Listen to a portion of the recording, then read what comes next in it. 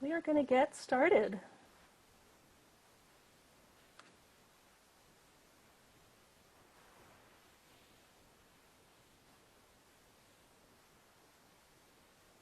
So greetings and welcome to the Children Run Better Unleaded webinar. Today's webinar is hosted by the Northwest Toxic Communities Coalition with support from the University of Washington Superfund Research Program. I'm BJ Cummings from the University of Washington, and we're so glad that you're able to be with us here today. This webinar will focus on lead exposures in the Silver Valley of Idaho, home of the Bunker Hill Superfund Site, an EPA-listed hazardous waste site linked to the valley's history of mining and currently undergoing cleanup under the oversight of EPA. The primary focus of the Bunker Hill Superfund cleanup is to protect people's health by contamination left by 100 years of mining and milling waste.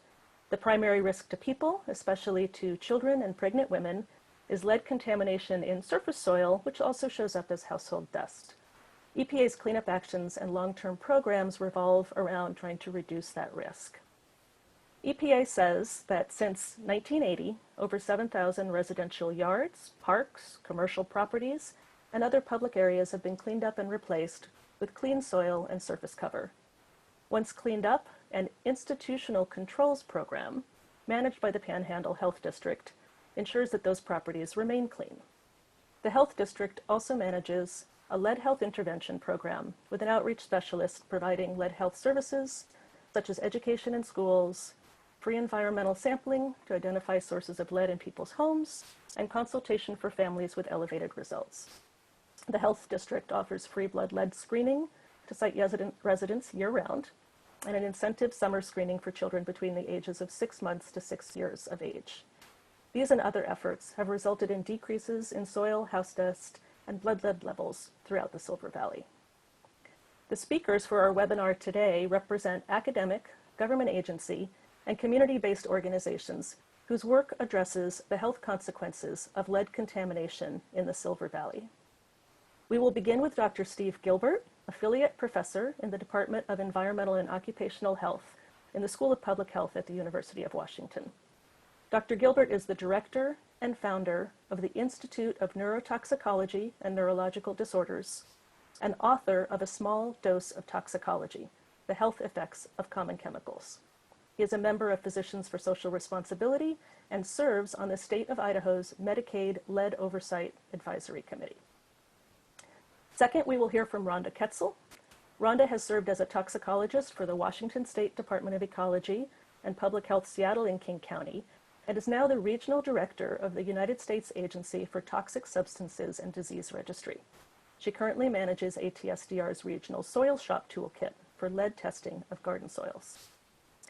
And finally, we will hear from Barbara Miller, executive director of the Silver Valley Community Resource Center, which advocates for human health interventions to promote environmental health and justice in the region impacted by the Bunker Hill Superfund Site. The center is home to the Children Run Better Unleaded project, which is working to secure an independent, community-led health clinic to serve the lead-impacted residents of the Silver Valley. A couple of housekeeping notes before we get started. We have pre-recorded the speakers' presentations, which will be broadcast here in just a moment. Following the broadcast, we will be hosting a live Q&A with the panelists. At any time during the broadcast or the Q&A, you can type a question or comment into the Q&A field using the tab that you should be able to find at the bottom of your screen. My colleague, Lisa Hayward, will be moderating the live Q&A, and we'll get to as many of your questions and comments as time allows. We will also be making the entire program available to the public after today's webinar. So, with no further ado, we will begin. Okay, so first up, we have Dr. Stephen Gilbert from the UW Department of Environmental and Occupational Health Sciences. He is a member of Idaho's Medicaid Lead Screening Advisory Committee. Dr. Gilbert, please. Thank you very much, BJ. So I really appreciate this webinar. I think we cannot talk enough about lead. It is very detrimental to the developing nervous system. You really need more talk around it. And I title my slide, really title my talk is Any Lead is Too Much Lead. So any amount of lead that we are exposed to is too much. And hopefully by the end of this talk, we'll recognize that it really is the case. So I'm going to do a brief history of Bunker Hill, and then I'm going to talk a little about lead, both exposure and then the hazards of lead. So this shows that X marks the spot as roughly where the silver mine or Bunker Hill mine smelters are. This is at one time the largest smelter in the world. And they were looking not just for lead, but lead, zinc, silver, cadmium, and a few other things. On the left-hand side, 1904, it shows that mine tailing that have come from the mine. You see what it does to the environment. And the other 1970s is when the system was in full swing, and this is a nighttime shot. And just from a historical perspective, Bunker Hill mine claims started in 1885, and they were soon dumping slag and other things and lead and anything the miners did not want into the river. And the dust and dirt got out into the environment, contaminated land around there, and farmers did not like this. It ruined their farming land. However, they took this thing to court and received exactly $1 for all their pain and suffering. 1918, it was. We knew back in 1918, because people said, well, we didn't know that lead was a problem. Well, that's just not the case. Because 1918, the public health surgeon was saying, whoever works or is about lead smelter, they become leaded. That's what the term for when you had too much lead, you became leaded. 1924, this is occupational disease was lead exposure, because if they're adults or kids, they had way too much lead exposure. But the compensation, there was no compensation at that time. And this has really been a problem for quite a while. And OSHA, who regulated the occupational safety and health, regulated this, but they were not given any authority. In the 1930s, they did install some pollution protection by a bank house, for example, and then in 1973, fire destroyed a lot of their pollution abatement issues, their equipment, and the well, it's hard to talk about this. So I just can't imagine 35 tons of lead out in the environment. In 1975, they this is the baghouse fire. In 1975, workers were advised they had to leave the site if their blood leads got 80 micrograms per deciliter. This is just amazing number. And then by 1983, the smelter shut down 81, 83. US EPA declared it a Superfund Site. It was that contaminated around the area. And then there's some additional lawsuits, of course, and Coeur d'Alene tribe filed suit. So sources of lead, the workplace in Bunker Hill, they had not just city, but not just a mine in town. They had lead paint, lead gasoline, dust in soil, often contaminated work site. You know, the worker would take this stuff home with them. And water contamination, mine tailing, hobbies, hunting and fishing, shooting ranges. This goes on and on. It could be in jewelry, it could be in candy. And so so exposure was rampant. That's the point of that. We want to get up for those last few slides.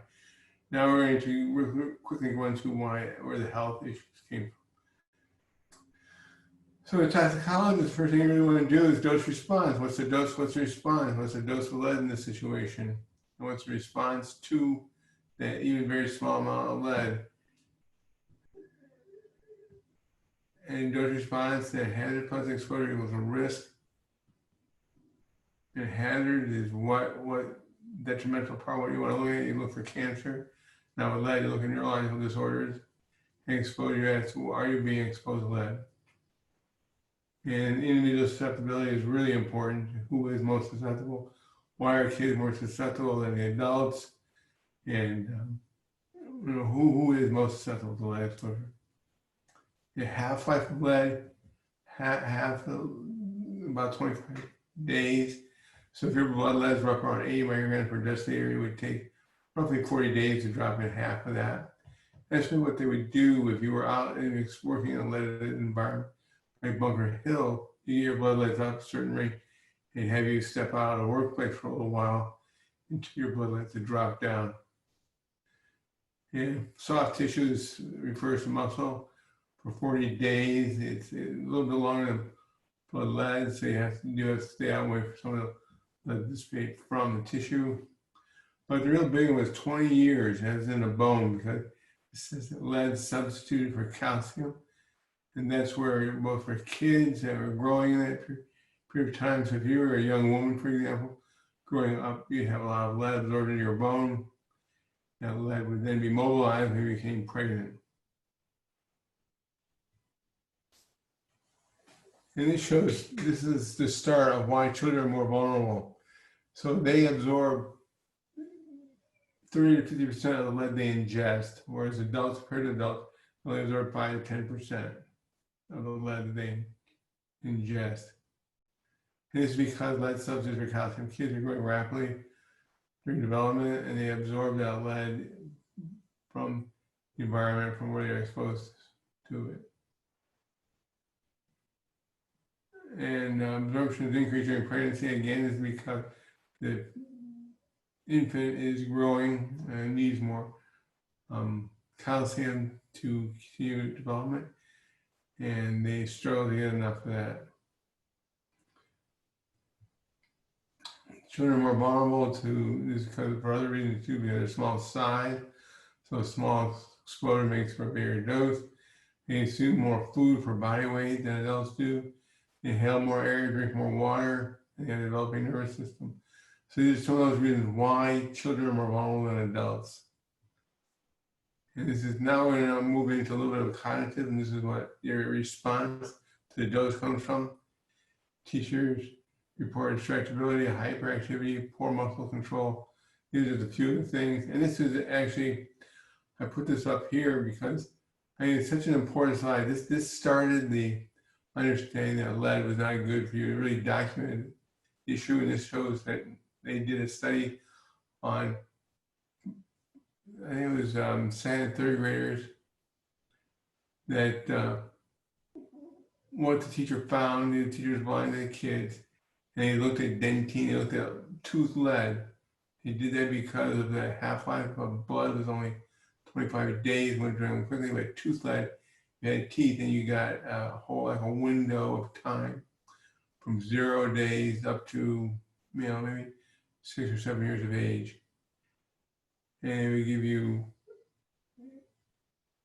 a look, sort of a window into the students and what the teachers were thinking. And you can see a dose response. The less lead you had, the better you did. The more lead you had, the worse you did. This shows that in more modern studies, the 2000 by Bruce and Pierre, and it shows the reading scores over on the left there on y-axis. And more lead you had, the worse you did in your reading scores. Obviously, this is not what you really want to do. You want to have the best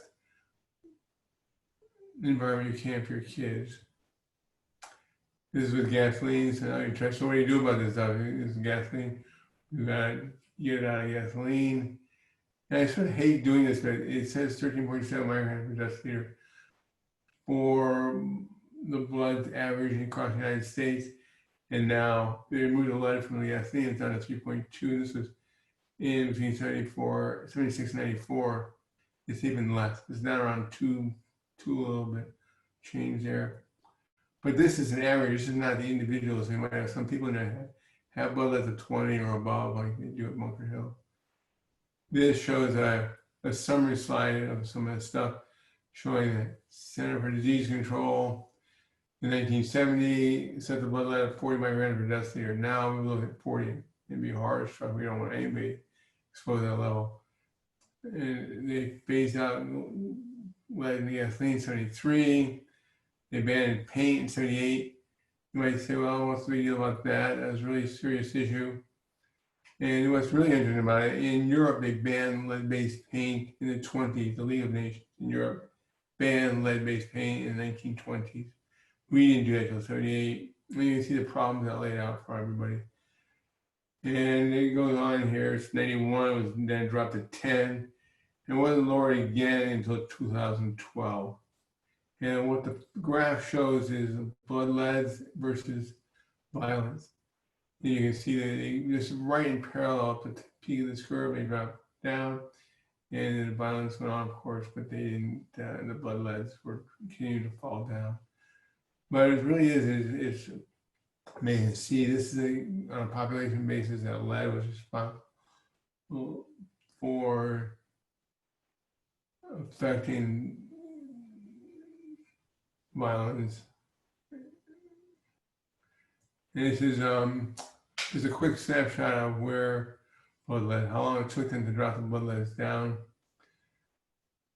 And you see EPA 86, 15, CDC 10, 5. And in 2006, I wrote a paper trying to argue that it should be at 2.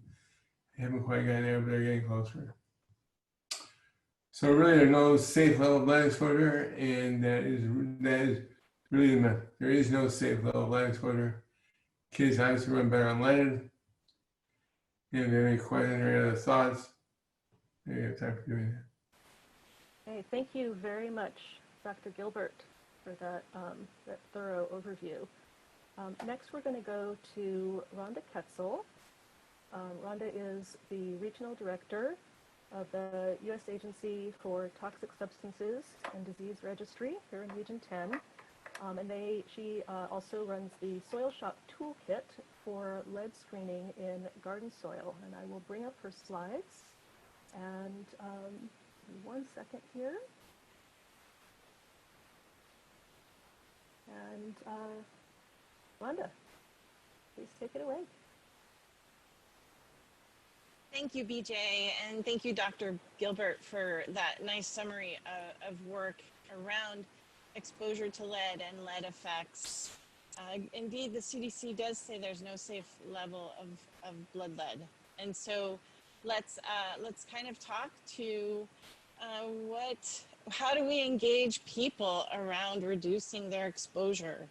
ATSDR has a national initiative to promote lead awareness through community-based engagement. A soil shop is an acronym for screening, health, outreach, and partnership. And basically it is an opportunity for a resident to bring their own soil sample in, have it screened using an X-ray fluorometer or an X-ray gun, and then be able to talk to a subject matter expert about what that level means, what that means for their exposure, and how they can prevent their exposure. Lead poisoning is a preventable disease. And so that is the focus of a soil shop. Next slide, please.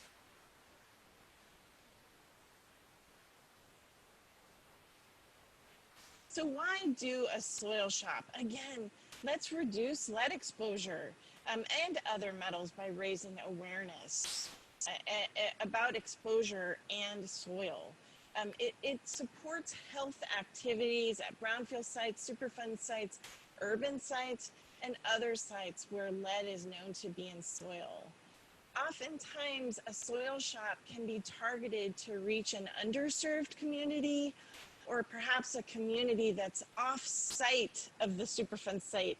And people may be interested, well, what about my soil? Has it been affected?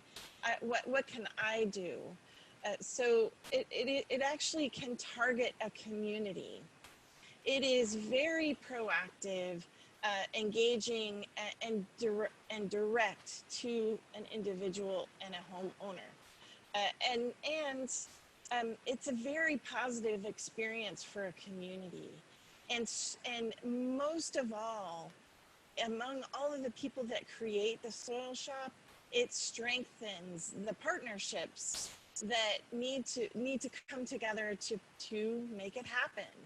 Next slide, please. So we've done soil shops across the country, more than 40 communities nationwide now. We've done 5 communities here in Region 10, 7 events, everything from back in 2016 when people were worried about metals being released from glass manufacturing sites.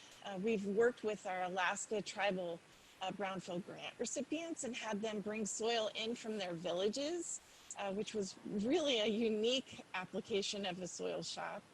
Of course, we worked at the Bunker Hill Superfund Site at the invitation of the Silver Valley Community Resource Center, which occurred at a Shoshone Medical Center Kids Fair.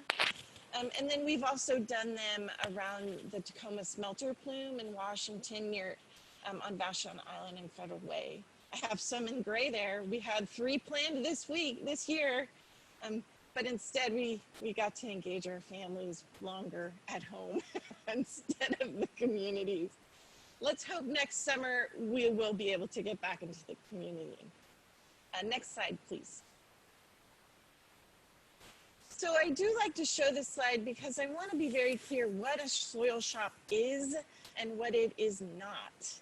It is a health education tool. It is for outreach, and it is an emphasis on health and protection of health. A soil shop is not a means of characterizing lead contamination in a community. That is not the goal, nor is it the right tool to do that. It is not designed to generate scientifically defensible data or data that's used for legal purposes. It can't be used for a property that's exchanging hands in real estate law. It is not designed, that is not its intent. It's not an epidemiological survey, it's not a health study, it's not an exposure investigation, or even a soil survey. It really is about an individual and their home and their exposure and how to talk about it. It's a tool for talking. Next slide, please. So there's 3 steps in a soil shop when you host it. First of all, residents bring in soil. You see somebody there with a little baggie of soil and their little sign-in forms. And then you have subject matter experts that know how to run an X-ray gun. There's 2 or 3 on that table there in the middle. And that X-ray gun basically shoots an X-ray into your baggie and comes back with an estimate of lead in it, and other metals too, depending on what you're looking for. And is an estimate. I have seen somebody take an X-ray gun on a baggie 3 times, and they've had very different numbers. So it all depends on what that X-ray hits in that baggie, but it is a number to start talking about, which is important when people get concerned about lead. And then you have health educators who talk through, what does that number mean? What does 80 parts per million mean? What does 500 parts per million mean? What does 1,000 parts per million mean? What does 2,000 parts per million mean? And kind of come up with, and where did that soil come from? And since that person dug up that soil, they know it came from their garden. They know it came from their playground in their backyard. They know it's where their dog goes and lies down in the sun every time. So they know what that soil means and how they interact with that soil, which is part of the conversation. Next slide, please. So to make this soil shop happen, you need a lot of players. And in particular, in the Silver Valley, we received an invitation from the Silver Valley Community Resource Center to engage the community about their interaction with soil and concerns about lead. To do that, we needed more people though. So first we tried to find a good venue, and it turned out that the Shoshone Medical Center had a kids fair that fall, the fall of 2018. And we were one of about, 16 booths where different things happened at different booths. And we got a donor to give us some rags to give out, and we're able to engage parents, their children, and work through it. Public health at the Panhandle Health District and the Idaho Department of Environmental Quality brought to the table their x-ray guns. So we had them able to do that.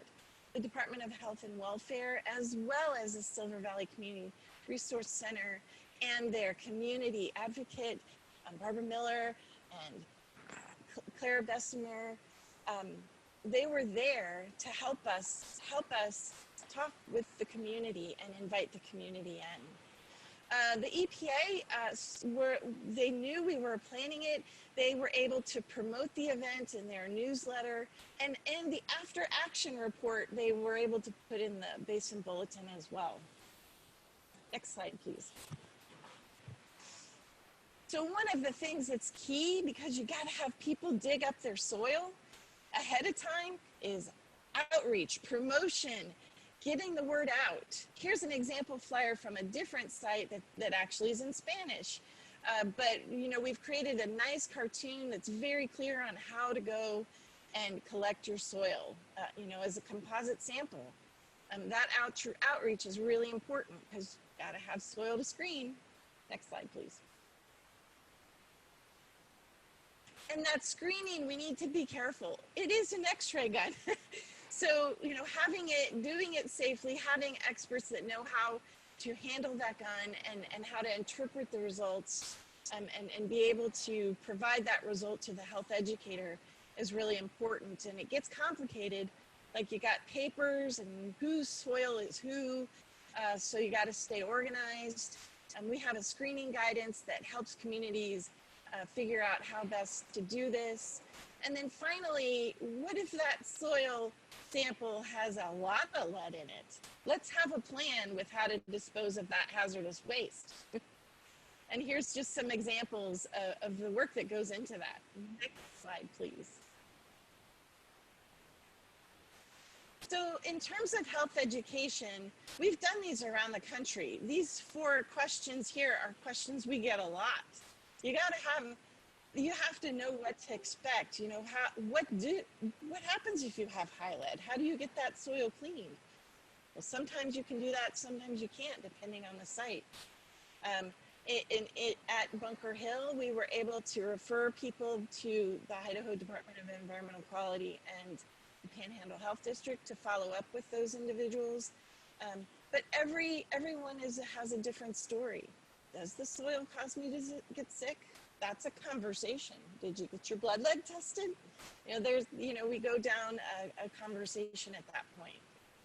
And then, cool part about soil shops, you have all these stakeholders and you have a list of messages that are in response to these questions. Not every partner has the same answer. So you got to talk through, well, this is my answer, this is my answer, this is my answer, and finding that sweet spot where we can all agree. So when you are talking to individuals or the public, you're able to say, well, this is my opinion, not necessarily the soil shop, but my opinion. And so you're able to bring your message in, knowing that there are messages that everyone's giving together. Next slide, please. Here's a picture of our soil shop there. On the left, I can see people from Idaho Department of Environmental Quality. I can see Idaho Department of Health and Welfare. I see Carla there in the red and plaid shirt, who is our soil shop ambassador. I think Barbara Miller took the picture. It was an amazing event. You see the kids there. We handed out little towels. You see some lady with a clipboard. Looks like she's organizing it. She's kind of goofy, isn't she? That's me. On the right, we have a graph that we developed. There were 3 guns, x-ray guns. And so as we took the data, we compiled them all without anybody's name on it. And that was really helpful. We published it in EPA's Basin Bulletin. Great opportunity to be very transparent about what we saw and what that meant to people. And there were 2 that were above the EPA action level for lead, and 1 that was right at it. And so really referring those people to the agencies or to the Community Resource Center or other people who could follow up on that. It was really good work. And the conversations are so rich. Do I amend my soil in the garden? Well, yeah, maybe you could. You could, if you put as much soil in there that there is, then you can half the amount, you get half the amount of lead that your garden is growing in. Really, when we're aiming for no safe level of lead. So the more you can dilute that lead with amended soil, the better. And let's not forget how good growing vegetables is. There's always the balance of the chemical, but also the process and the good, healthy part of vegetables. So being able to talk about that in a slow and unpressured way is great engagement with people. Next slide, please. So in summary, partnering with communities to promote lead awareness works. A couple of weeks, we're coming up on Lead Poisoning Prevention Week. And I really believe in this system. I have had some of my most engaging conversations with residents as a toxicologist working for a federal agency that was very meaningful to them, but also meaningful to me, in that I got to hear their fears, what do I do? Should I get my kid's blood lead tested? Having those conversations and bringing health to the front of the conversation instead of all of the other work that goes around environmental cleanup and environmental contaminants. Focusing on health it's just a great opportunity. Developing the team, you can't do it alone. Promoting the event, it takes somebody who's out in the community. Many thanks to the Silver Valley Community Resource Center in helping us make this successful, and being organized, preparing, and working through those messages to explain results. Great work in Silver Valley at the Shoshone Medical Kids Fair that year. Next slide. I think that's all for me. We do have a website that all of our community partners can help with. I know this reaches across the country. Reach out to the ATSDR regional directors and they can hook you up. So thank you for the time, and I appreciate getting to talk with you. Thanks. Wonderful. That was terrific. Thank you so much, Rhonda. We have our last but not least, our final speaker for today's webinar. We're going to go next to Barbara Miller. Barbara is the director of the Silver Valley Community Resource Center, which is the home of the Children Run Better Unleaded project, and related efforts to establish a community-led health clinic in the Silver Valley. Barbara, I'm going to queue up your slides and we'll be ready for you. Okay. Great. Thank you and greetings to everyone. The Silver Valley Community Resource Center works to address environmental health issues in our region in Idaho, a region that is impacted by lead contamination from the Bunker Hill Superfund Site. We do this by advocating for human health intervention through grassroots organizing, leadership development, education, and outreach specific to civil rights and environmental justice for our residents.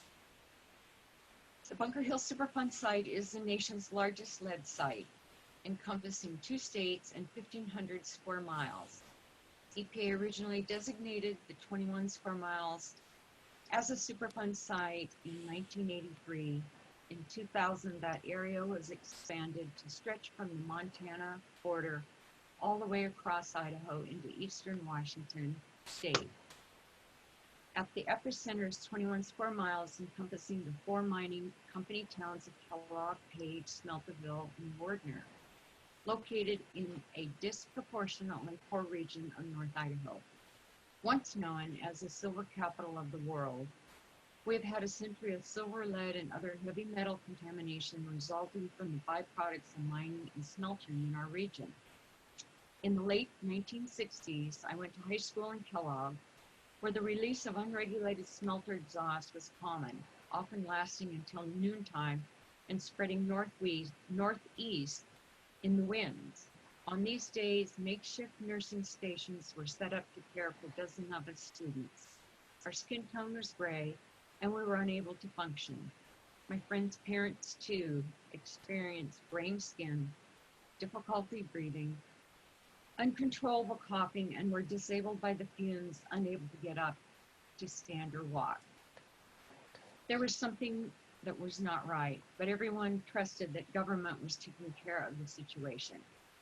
In the 1970s, the National Health and Human Services Agency began testing children for lead. They documented the highest lead levels ever seen in children in the United States, 164 micrograms per deciliter. At the time, a level of 80 was considered lead poisoning, and anything over 40 was considered hazardous. 99% of the children living within a mile of the site had blood lead levels above 40. Today, we know more about the toxic health effects of lead, and the federal action level is now just 5. Thanks in large part to Dr. Gilbert's work, the Silver Valley Community Resource Center advocated the creation of the Idaho Lead Oversight Committee, which was established in November of 2005. The committee has succeeded in encouraging the Idaho Department of Health to accept the current, more protective lead standards. Since 1974, federal Medicaid law has mandated voluntary blood lead testing of eligible children. However, due to insufficient education and outreach, along with distrust of government, many children have never been and still are not being tested. Nor are many families informed of the risk of lead exposure and the importance of having their children tested.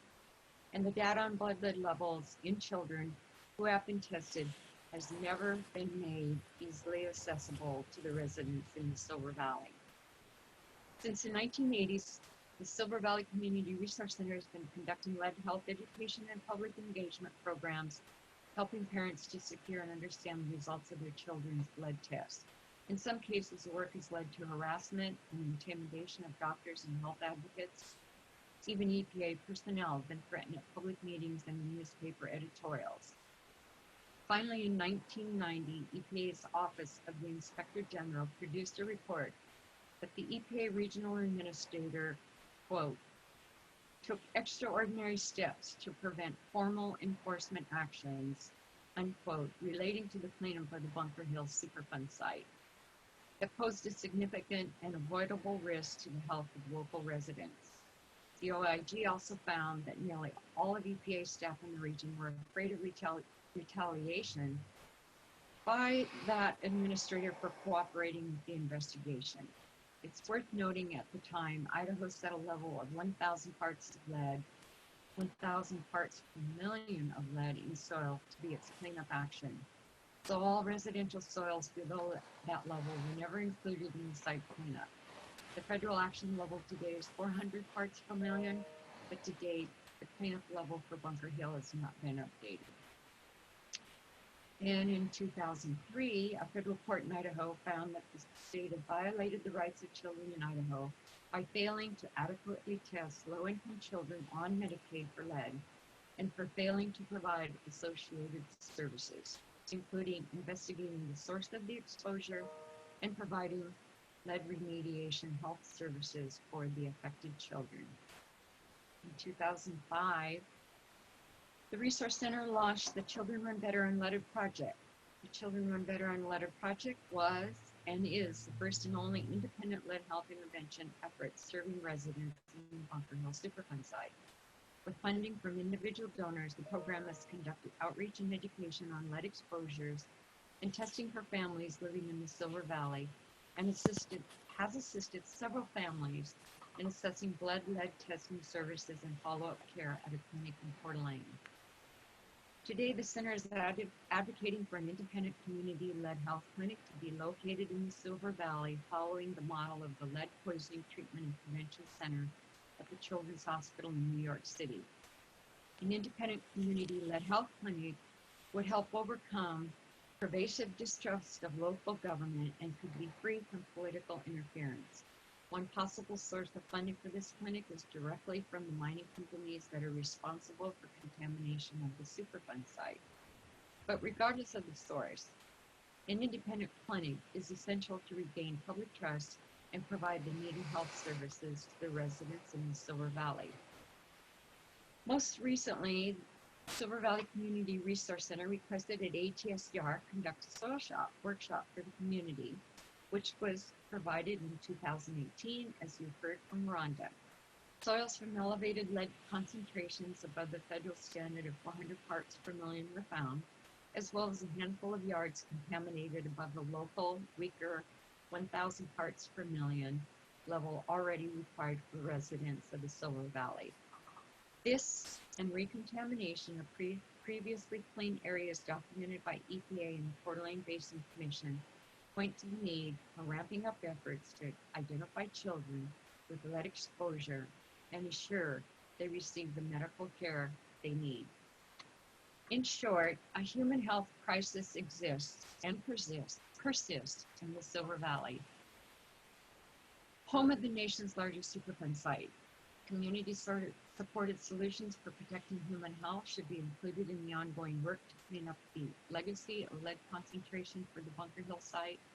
A National Academy of Sciences report has also recommended that Idaho, quote, provide economic assistance and comprehensive medical support services that acknowledge the broad effects that toxic waste sites have on health, unquote. Silver Valley needs an independent community-led health clinic to fully and equitably serve the children and families in our community. We look forward to ATSDR's involvement in this issue and continued discussion with EPA in order to meet these goals. So thank you again. And I guess we're going to hear from parents during question and answer. They're some of the real experts here. So. Okay. Barbara, thank you so much for that overview and the work that's going on in the local community. We are going to go to Q&A now with the rest of our audience. And I just want to once again thank Barbara Miller, Rhonda Kaetzel, and Dr. Steve Gilbert for your excellent presentations and look forward to the discussion to follow. Thank you, BJ. Great, thank you, BJ, and thank you to all of you who have submitted questions in the Q&A box. Any of you who are waiting to submit questions, you can use that tool to do so. I've gotten 2 questions about why didn't we bring up Radioactive City, Pocatello? Hopefully I'm saying that. Is that an organization that you are familiar with? Radioactive City. Can you repeat the entire part of that question? It says, since you trust the EPA and IDEQ, why don't you bring up Radioactive City, Pocatello? And then there was another question that was very similar. Okay, I'm not certain who might be best poised to answer that question, and unfortunately, should let you know that Rhonda Kaetzel had a power outage, so we are waiting for her to rejoin us for Q&A as soon as she's able. Is there anybody who is familiar with Radioactive City who can address that question? If not, we can come back to it when Rhonda gets back, perhaps. Sounds like maybe we should go on. Sorry about that. Okay. And there were 3 questions from Monica Bobby. I hope I'm saying that right. Is the source of lead list prioritized by the amount of lead each contributes? And that came in during Steve's talk. So Steve, maybe you can address that. Okay, Steve, you're on mute, so take yourself off mute. Oh, the question is about lead and about contamination and whether you should prioritize.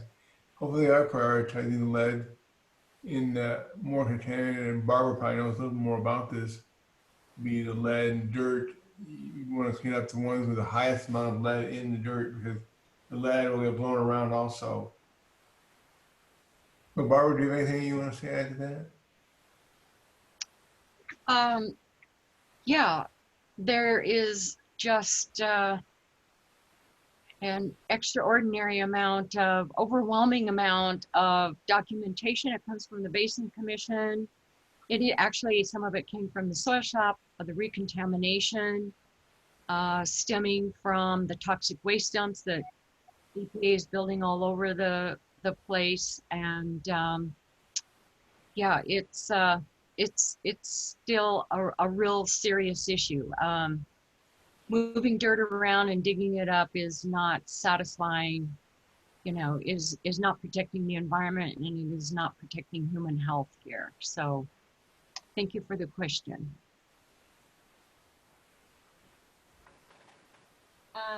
I am putting a note in the chat. If you guys are submitting questions via chat, it's actually easier to manage them in the Q&A.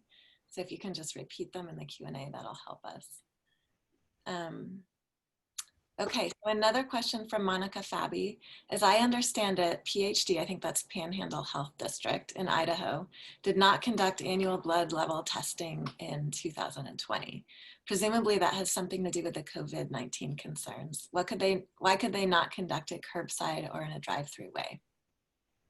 I'm going to ask Steve, as a member of the Oversight Committee, to take first crack at that. Steve, are you familiar with that? No, I'm not. You know, the lead, it's difficult to determine when you're in on a committee, reports come back. They're aggregated together, so we don't see individual regions where the lead contamination would be. So it's yeah, it's not ideal the way the data comes in and how you manage the data from the lead exposure. BJ, this is Barbara Miller. I'd like to add something to that if I could. We know for a fact, and the documentation is out there, it's now coming out, of the health effects and the vulnerability that the COVID virus and unknowns emphasize with respiratory, heart failure, older populations. And there are a lot of things that don't get reported in Idaho and the Silver Valley, but long-term, that's why it's so important to get children tested, is the long-term effects, well documented, of lead exposure are renal, respiratory, carcinogenic, and lung issues. Idaho Vital Statistics can document how those rates are the highest in the Shoshone County, Silver Valley, year after year after year. And they're also related to the COVID virus, where just down the road where our office is, there's 97% of the residents who now have confirmed COVID virus, and they've been quarantined and protected since March. So there is, and the fact that 46% of the population here is 50 years or older. So that's an important factor to bring out, and it's well documented, and another need why we want the community-led health clinic and more to be done. Okay, thank you, Steve and Barbara. Rhonda Kaetzel, by the way, is listening in on her phone, but because of her power outage has not been able to rejoin us. We're going to see if we can get her phone line turned on in the next few minutes here so that she can also field questions. Apologies. Lisa? Okay, we'll save some of the questions for Rhonda about the soil shop. In the meantime, for Barbara, could you talk a bit about the current, ongoing, continuing sources of lead poisoning, i.e. what particular companies are still polluting and what is government doing about it? This is from Susan Angus. The companies that well, the companies that are polluting is actually EPA themselves, building these toxic waste dumps in opposition to their own laws, piling them up and recontaminating yards and traveling through neighborhoods.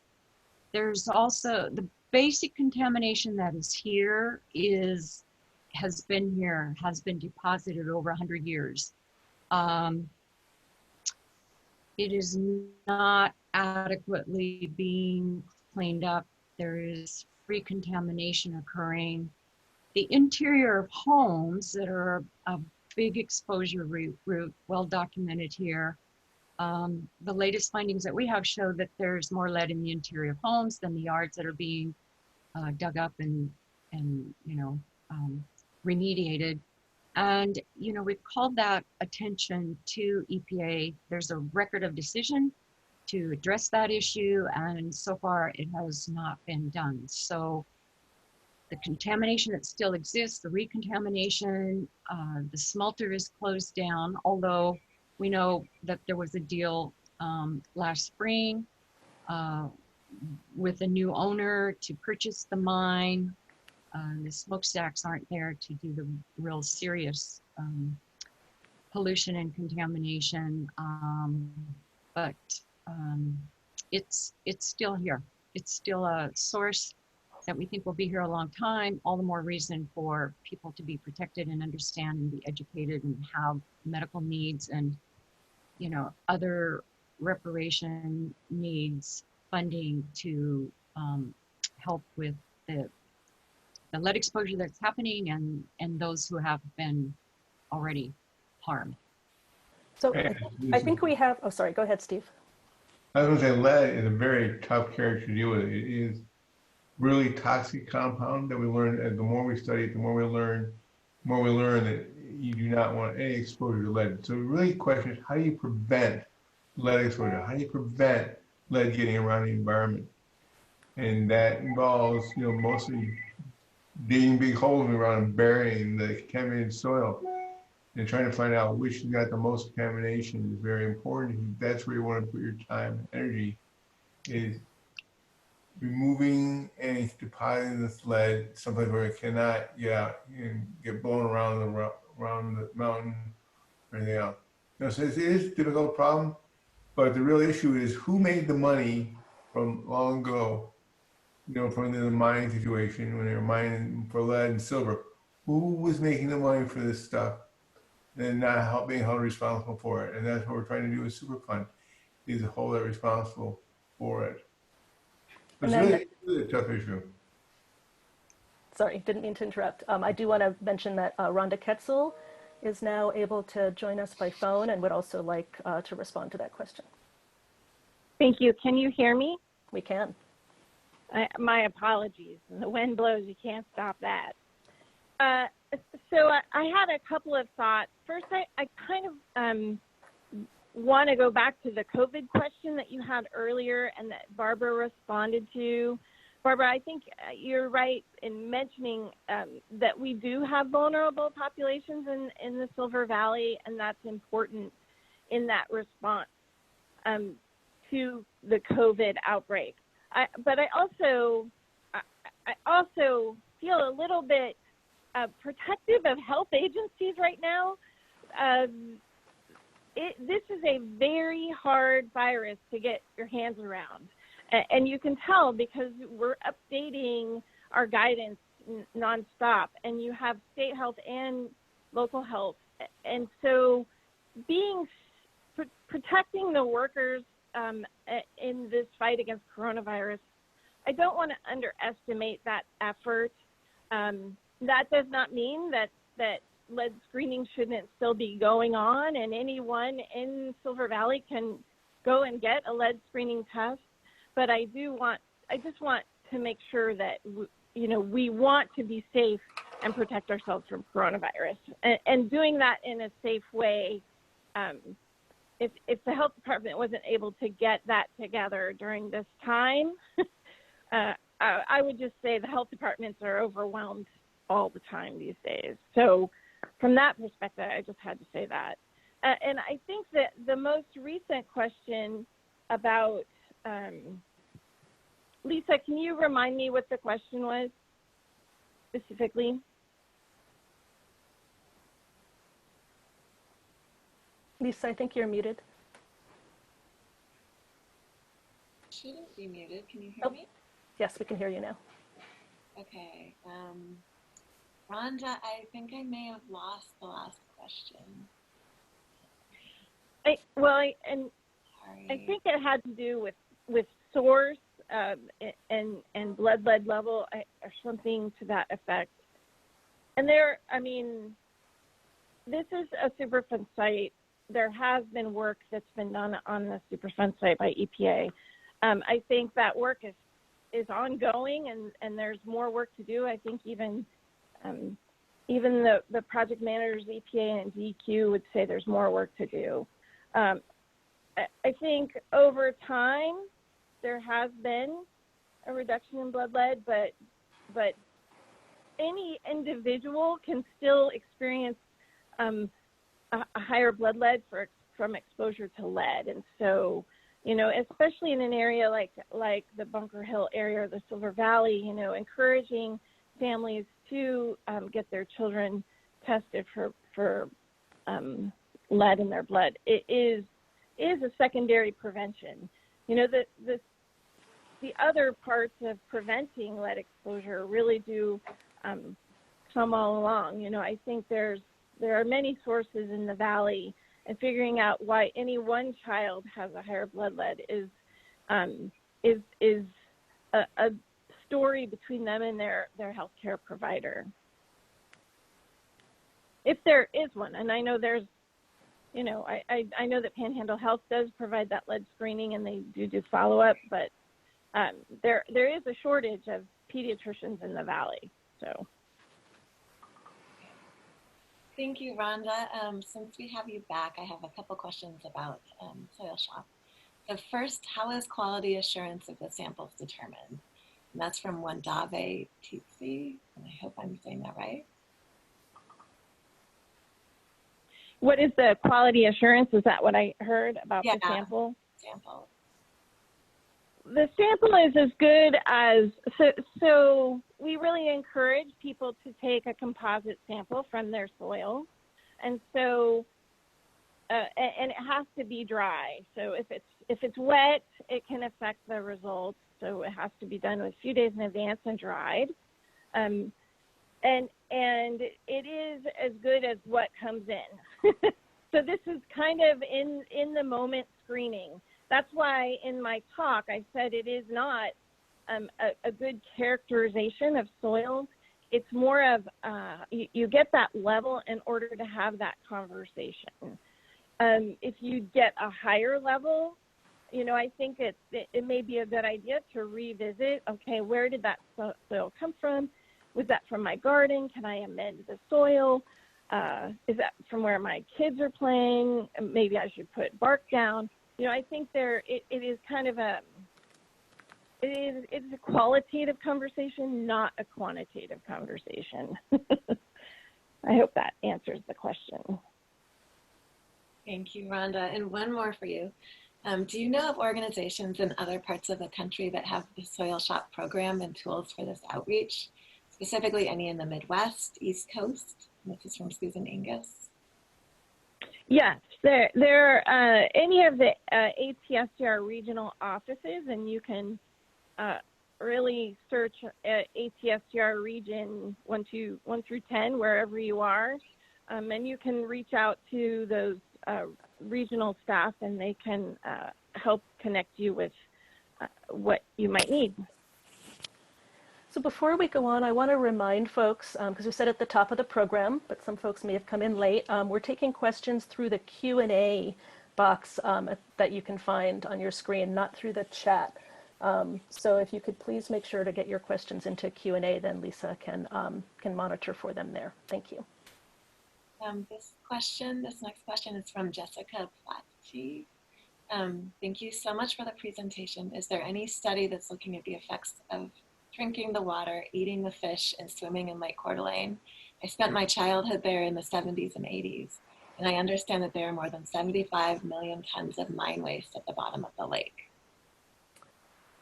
So I actually think that might be a question, it's a remedy question, and we do have someone who has made themselves available from EPA to answer questions about specifics of the remedy. This webinar is focused on lead exposure and intervention today, but I think we can take that one question if we can locate our EPA rep and turn their mic on for a moment. The Idaho Department of Health and Welfare has also put out a fish advisory on the lake, although I don't have that screen in front of me. I don't have any power at all, but that's one place to look for advice too. Do we have Tamara Langton from EPA on the line?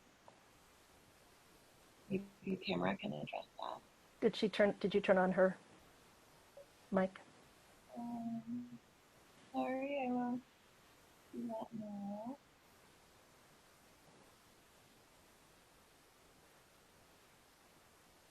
Tamara, does that work for you?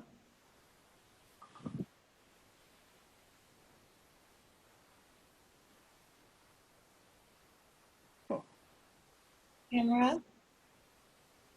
I just asked her to unmute herself. I think we're good now. Hi, can you hear me? Yeah. Oh, good. I sound like I'm echoing. Can you hear an echo as well, or? Yes. You can't. I probably have too many things open. Do you need the question again? I heard different parts of the question, so yeah, that would be helpful. Oh, I see. This is from Jessica, the question? I see it in the Q&A, so no need to repeat it. Well, Rhonda Kaetzel had already mentioned that their Idaho Fish and Department of Health and Welfare have put out a fish advisory on eating fish from Lake Coeur d'Alene. So we can offer up a link to that advisory if that's helpful for folks on this webinar. And there are a number of studies being done on the lake, and there is a lot of mine waste at the bottom of the lake. I don't know if the 75 million tons is an accurate estimate, but we'll go, not knowing otherwise at this moment in time, I won't negate that. But there are a lot of mine waste, 100 years of mining coming down from rivers and depositing into that lake. We haven't selected a remedy for Lake Coeur d'Alene, however. So studies have been trying to figure out what we're dealing with and how all of the intricate processes work within the lake, and before we can come up with what can we do to control the contamination in the water. Okay, thank you, Tamara. Do we have more questions for the panelists? I just have one point of clarification for Monica Fabi. So Steve, she says you provided a list in your PowerPoint. Does that list prioritize as to which source is the greatest contributor in the Silver Valley community? No. This is just sort of a random list of things that I was thinking about when I made up the list. I think the biggest source would be the dirt. I think that's, being the mine, it's just the same with Tacoma. It's the dirt, it's the surface of the dirt. And lead tends to stay put, it doesn't move around a lot. So you want to remove the top layers of the dirt, of the soil in a home or a schoolyard, things like that. And that is helpful, reducing lead exposure. But you do have to worry about recontamination. You're not moving the dirt and you're down to the next door and move that dirt, that dust and everything. It's blown up there and it's sitting on top of the soil then. There's several papers that have been published on this matter. And, if you like, I can send you some of the papers from Silver Valley about lead exposure in the dirt. And it's mostly out of EPA Region 10 office. They've done a lot of work trying to understand, recontamination, understand the health effects. I think one of the other important sources of exposure is bringing it home. This area is a very active. There's still, I don't know if there's mining on the mine, but there's lots of construction projects. Any time that people are working outside, I know in some of my conversations with Panhandle Health District when they've been trying to find the source, is oftentimes people bringing it home in their car or on their clothes, and then having the child exposed in through that route. And Tamara, correct me if I'm wrong, but I think wasn't EPA looking at recreational exposures as well more recently?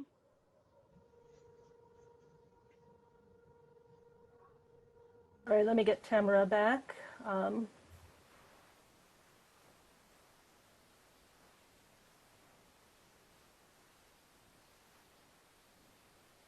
In the meantime, let's make one quick comment here. You know, there are most of lead and lead exposure from hunting, is a big one, fishing, another one. There are many, we use lead carelessly. Hi, this is Tamara. Thank you, Steve. I think I'm going to punt this to, if it's possible, to my teammate, who is part of the work group looking at various recreational areas in the Silver Valley. And if she's available, that would be a great question for her to answer. Okay, so we have logistical issues with trying to bring folks in. So they're in? Okay. yeah, we want to make sure that we're focusing anyway on the lead exposure issues that the panelists are talking about. So thank you, Tamara. But we can send out some information afterwards. Yeah, I'd like to do that, and so that I don't misrepresent what that team is currently looking at. Appreciate that. But it certainly is about lead for humans, and and those recreationals around water as well as zinc going into water. Okay. So it's the whole gamut there. Okay, great. And I know Barbara's also trying to make a comment. Sorry. Yeah, being in the area, being in the epicenter, I think people should know regarding the recreational, this toxic waste dump, all the toxic waste dumps that are being here, but the one at the old mission and all the violations that it is undertaking, and all the work that was put into opposing it because of its placement and the downstream concern of flooding into recreational areas in probably a 20-mile off the road river, lake, streams, highly recreational area. In one day of flooding spread 160 metric tons of lead downstream. That is clearly a source of ongoing pollution and contamination. And people here know that Circular Law it encourages permanent waste technology. And the Resource Center and our work with NWTCC and others have tried to present that information to EPA 20 times over the years, and they refuse to listen to it. So yeah, recreation and stemming from the epicenter, and they're planning another toxic waste dump, is contributing to that downstream pollution and contamination. It's also a big reason why the site was extended in 2000. Thank you. And we have a question. This one looks like it's directed towards Steve. It says, I'm interested in research on lead-precipitated bipolar disease. I grew up in Osborne, Idaho from 1963 to 1980. There have been a lot of my friends and family who grew up, lived in the Silver Valley, who have been diagnosed with bipolar disease.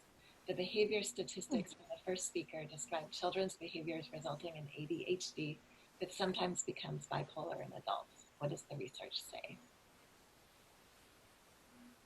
That's a tough question. I am not familiar with that part of the lead exposure. And certainly ADHD has been shown to have issues. But as far as bipolar and more medically, clinician type of evaluation, that's way over my head. Okay, fair enough. I think that's not actually, the exact amount of lead you have is not as critical as, knowing, are you potentially individually sensitive to the issues? Whether you're young, you're more. My slide said, if you're young you're more vulnerable to lead exposure, the substitution of lead for calcium. So there's lots of reasons to be really cautious of lead and try to understand and try to reduce your exposure. You really want to prevent lead exposure, because once you've got it, you have it for a lifetime. Okay, thanks, Steve. Another question from Zoe Olson. Could lead be a rallying point for action for residents of the region? Or is there another umbrella type regional issue that lead poison toxic environments could be supported under, such as class, status, race, indigeneity? How can this be less of a siloed issue? That's a great question.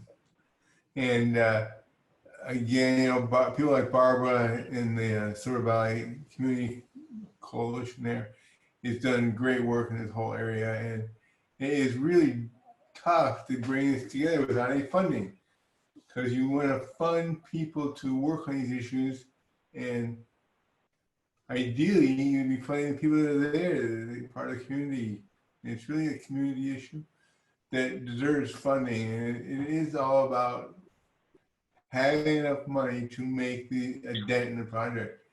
You know, Barbara's working on trying to make, you know, that recognize that a little bit of lead goes a long way toward health effects.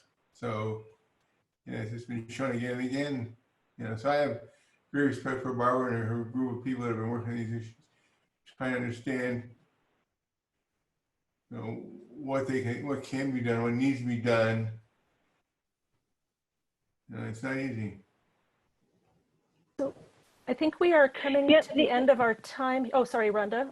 Let's let you respond and then. Yeah, I was just going to say really quickly, you know, I think when we think about, especially out in the West and these predominantly mining towns, the balance between economics and environment is a tough arena.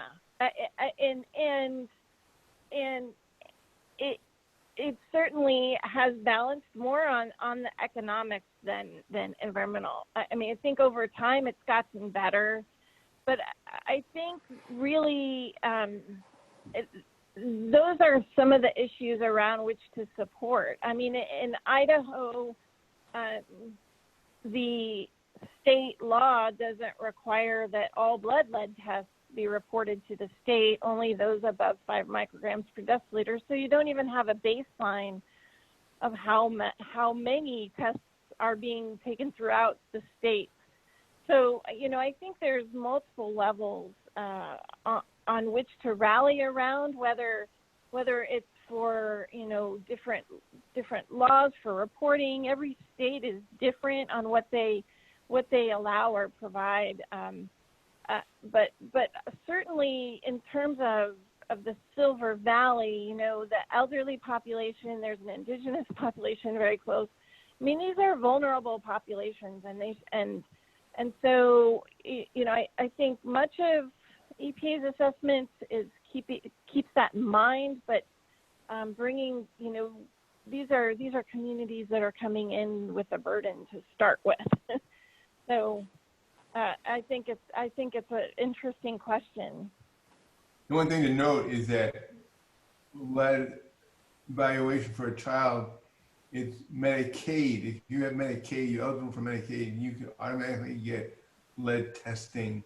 By law, you're supposed to be tested for lead when you're 1 or 2 years of age if you're on Medicaid. This is whatever, but a lot of times it doesn't happen. It's been very difficult to get physicians really geared up to go after this stuff because they see a lot of other problems besides lead exposure. So Lisa, I know we're coming to the end of our time. There are just 1 or 2 more questions you think we have time to field, or do we need to wrap up? There's one that's really fast I can answer. Someone asked if there will be a recording.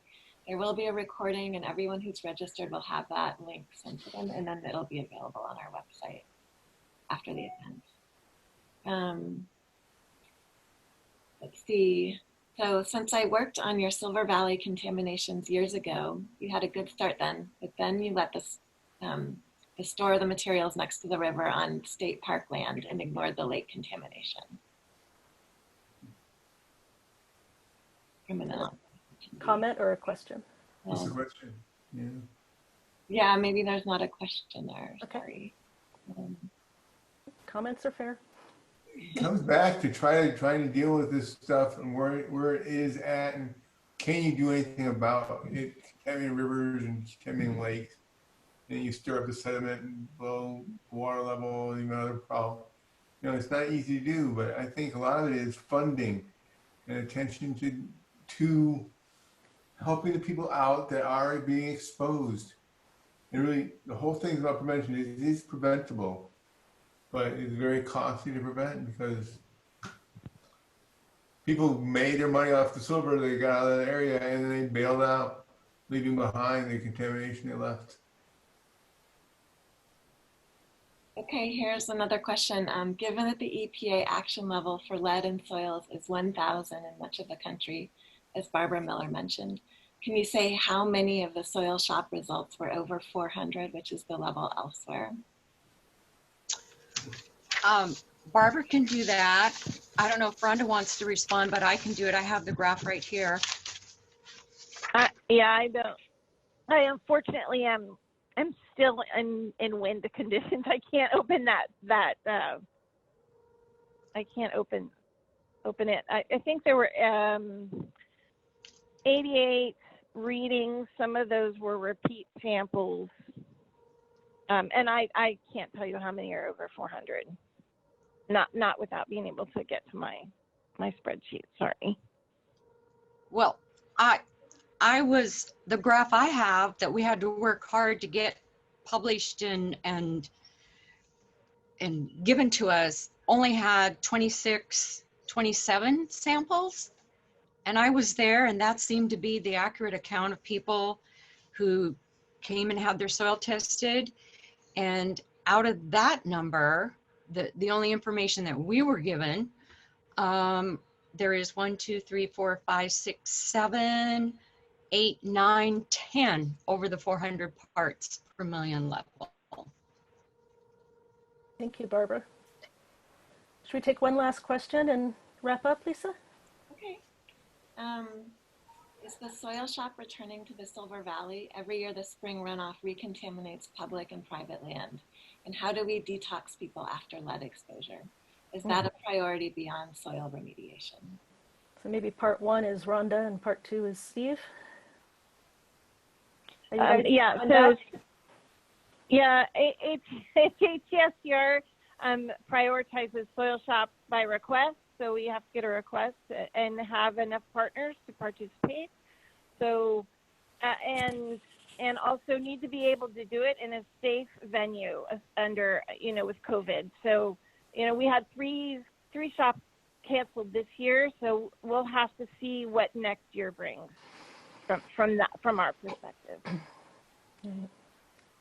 So if you talk about chelation of lead, is chelating the lead to remove it from the body. It's not easy to do either. And generally you don't do this unless you've got a real emergency, which is generally considered to be above 40 micrograms per deciliter, because you don't want to stir up the lead. It's like getting in your body. You want to gradually remove it from the body, and that can take a lot of time. The big thing is to stop exposure. You just want to eliminate the exposure, and then the lead will gradually be removed from the body. But generally, you don't chelate unless the lead levels are really high, and it's almost a medical emergency anymore, because recognize it's not really helpful to stir up the lead. Okay. Okay. Thank you. Thank you, Steve.